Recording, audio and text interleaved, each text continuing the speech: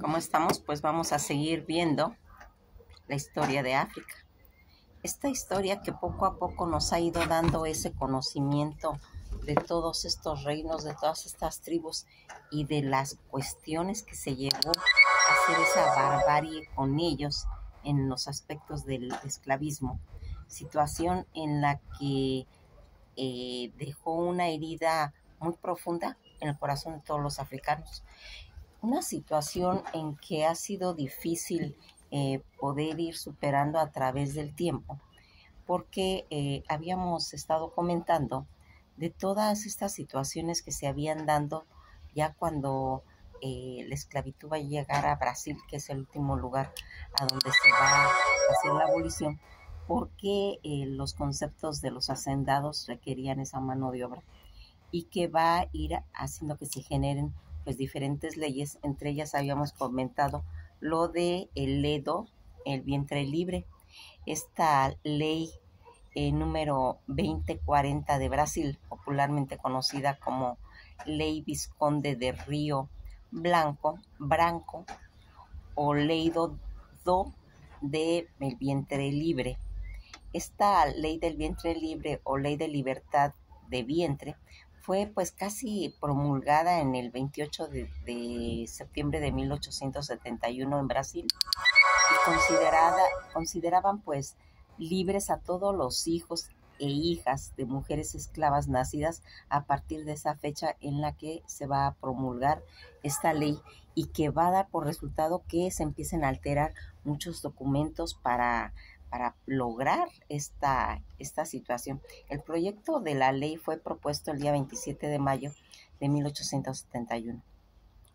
por el gabinete conservador que presidió por el Visconde Río Branco, por eso su nombre. En su defensa, el Visconde calificaba la esclavitud como una institución injuriosa para la imagen del país, pues en el exterior.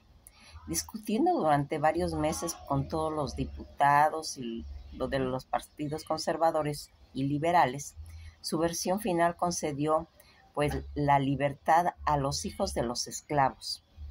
que a partir de su promulgación,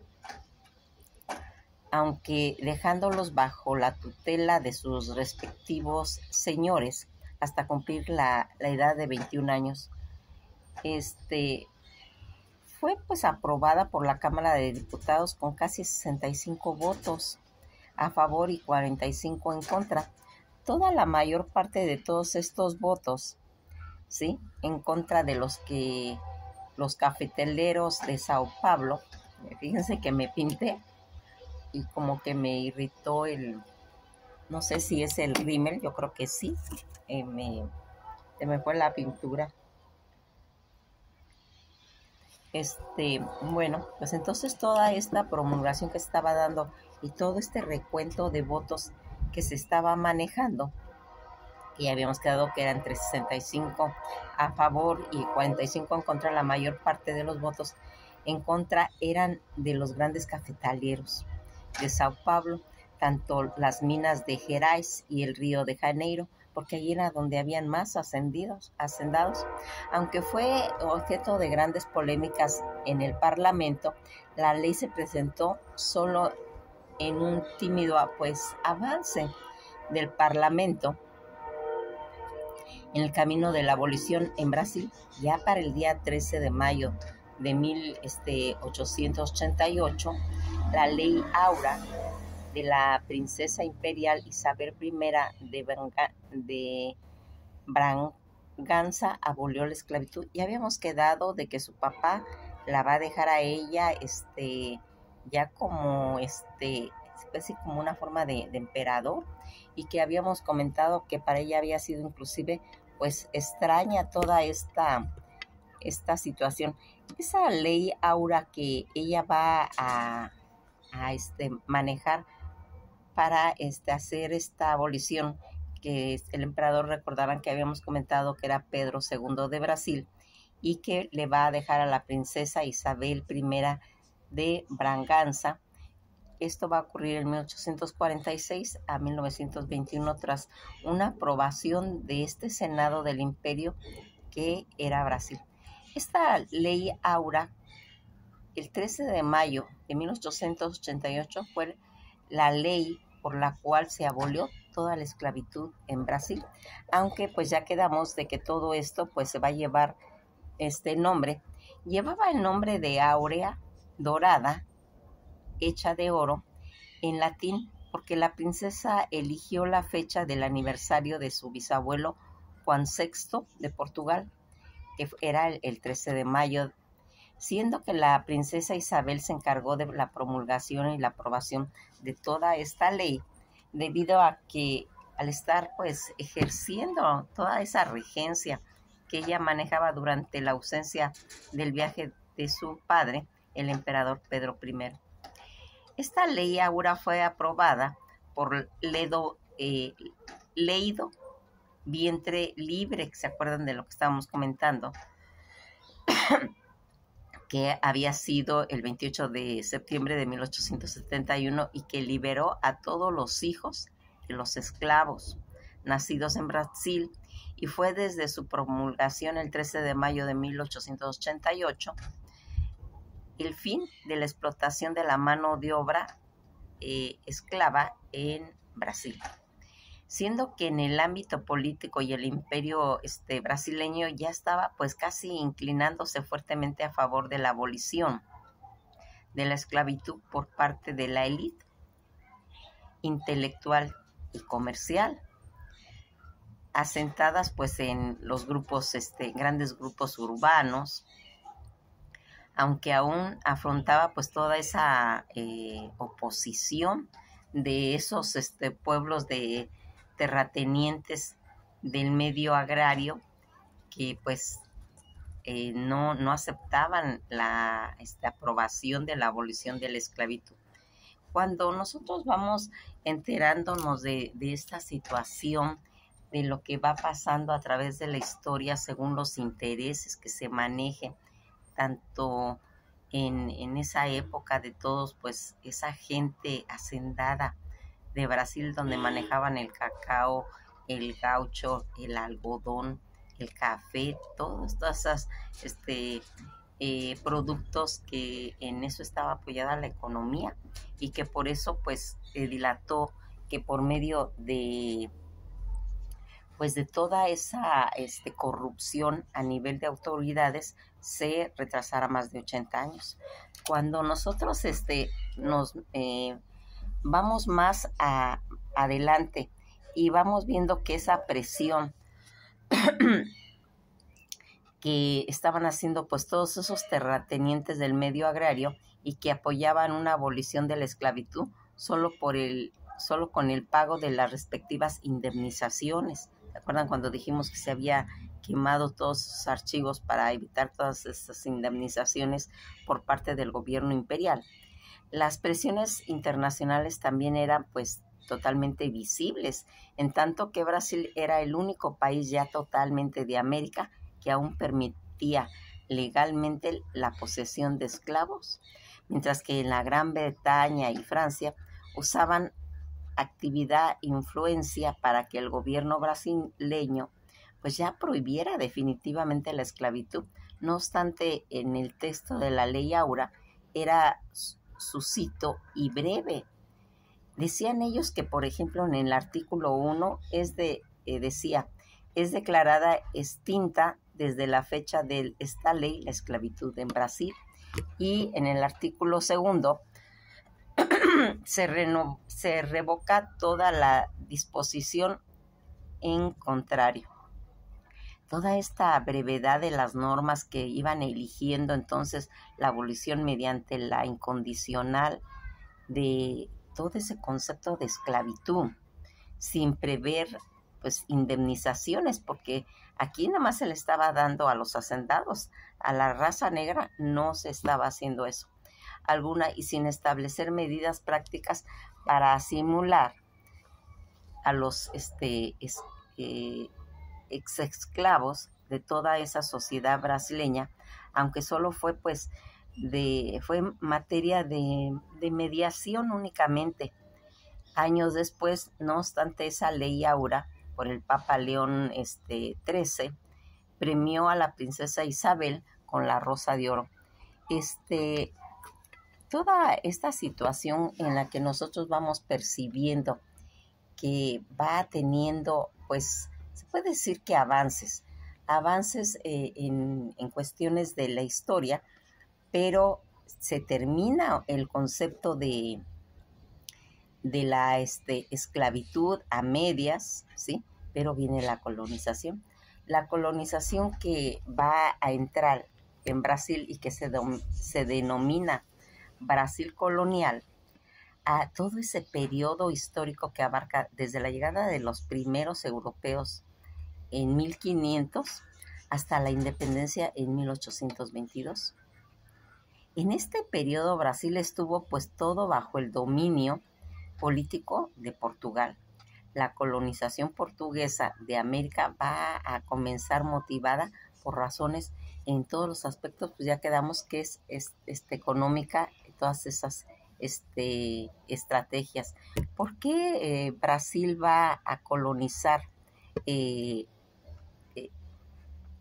O sea, ¿por qué Brasil va a ser colonizado? ¿Sí? Todas estas colonizaciones portuguesas que ya se venían desde 1500, todas esas expediciones comandadas por ejemplo, Pedro Álvarez Cabral, arriba de toda la costa brasilera, tomando la tierra en nombre del Reino de Portugal. Todas estas expansiones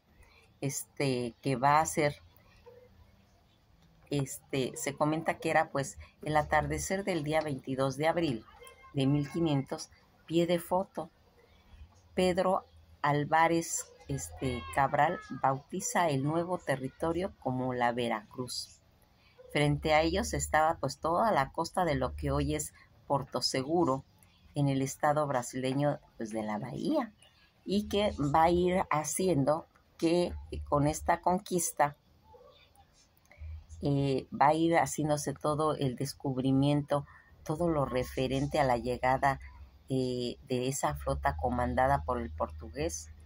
Pedro Álvarez Cabral, conquistador de todo ese territorio donde hoy se encuentra pues la población de Brasil. Habíamos comentado que todo este imperio portugués, recordarán que ellos son los que inician lo de la esclavitud, cuando les proporcionan armas a dos reinos africanos para que tenían conflictos internos, pero eran reinos pequeños, y ahí es donde se va a empezar a originar todo este problema que se tiene a través de lo que se va a denominar la esclavitud. El imperio portugués fue creado en el siglo XV y llegó a extenderse desde América hasta cerca del Japón,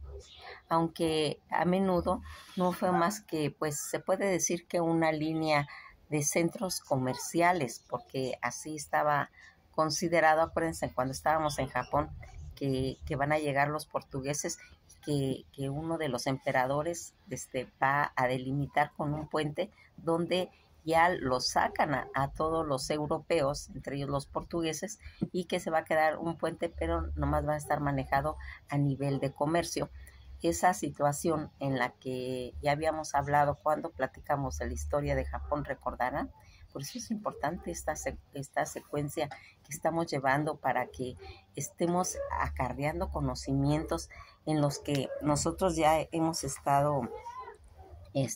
visualizando situaciones, y que conforme va avanzando la historia, que ahorita vamos en África, tengamos toda esa herramienta, ese conocimiento que traemos de Japón, ¿sí? Bueno, pues aquí nada más quise volver a recordar lo que había pasado en Japón en los conceptos de Portugal, y que esa línea de centros comerciales costeros que van a ir fortificando, pues en cierta forma, una defensa, que también hubo territorios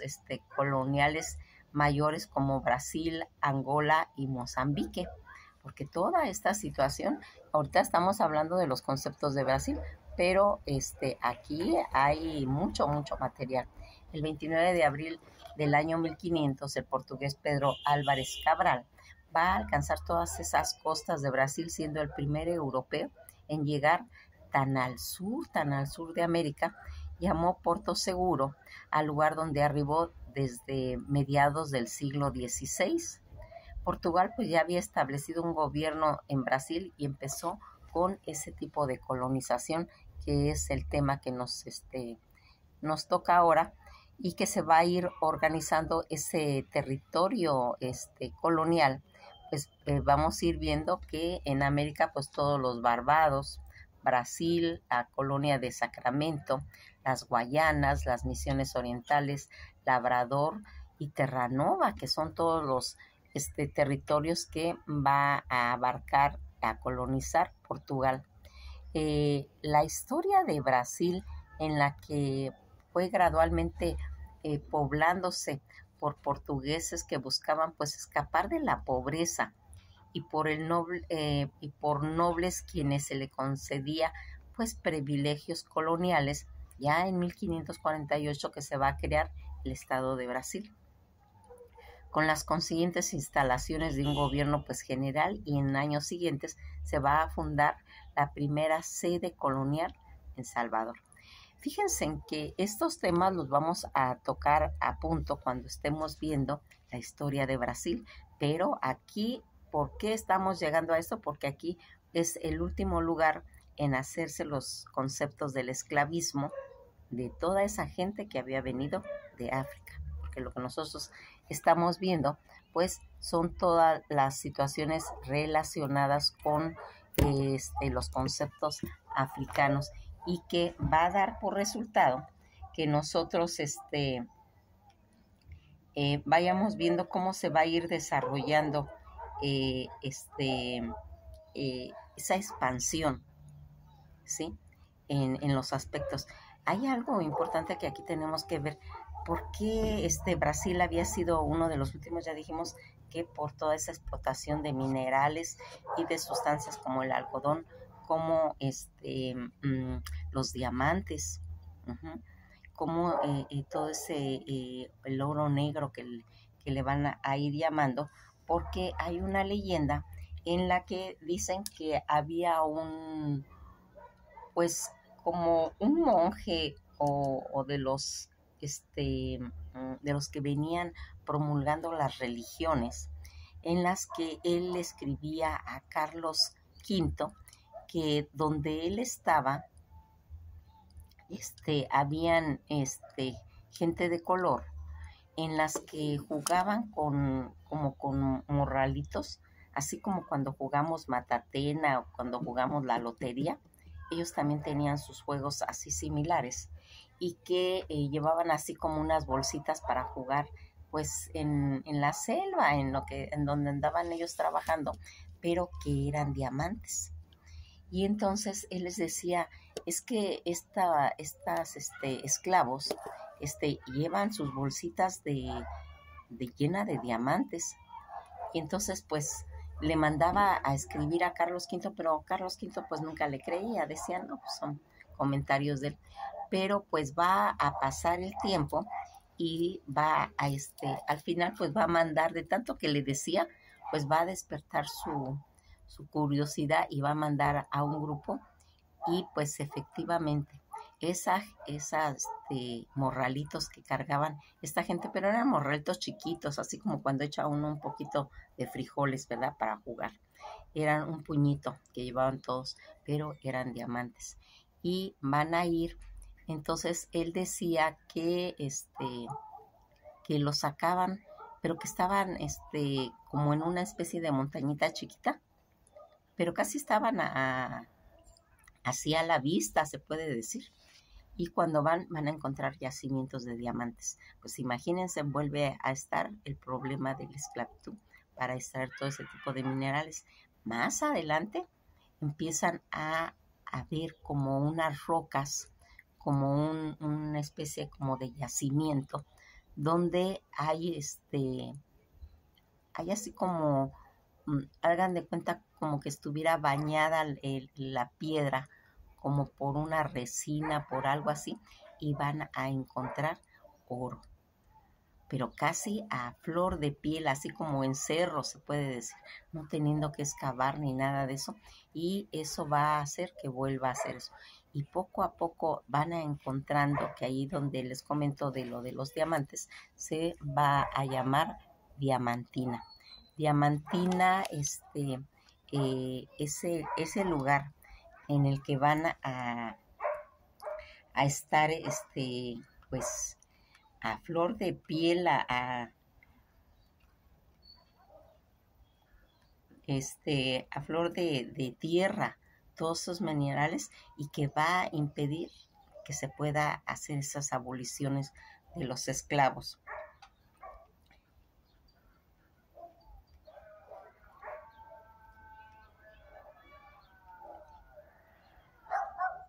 Fíjense en que cuando nosotros vamos investigando todo esto, lo vamos a platicar bien cuando hablemos de la historia de Brasil, pero pues siempre se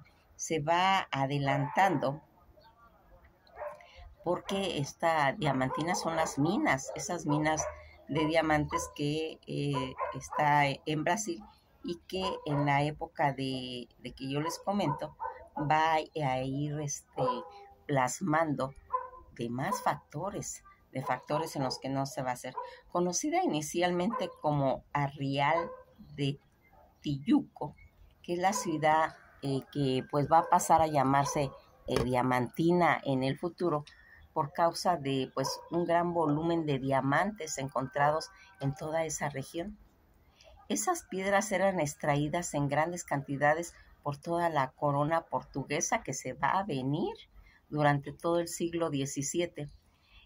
Chica de Silva residió en esta ciudad entre 1763 y 1771. Juscelino Kubitschek, que era el presidente de Brasil entre 1956 y 1961, donde va a nacer Diamantina.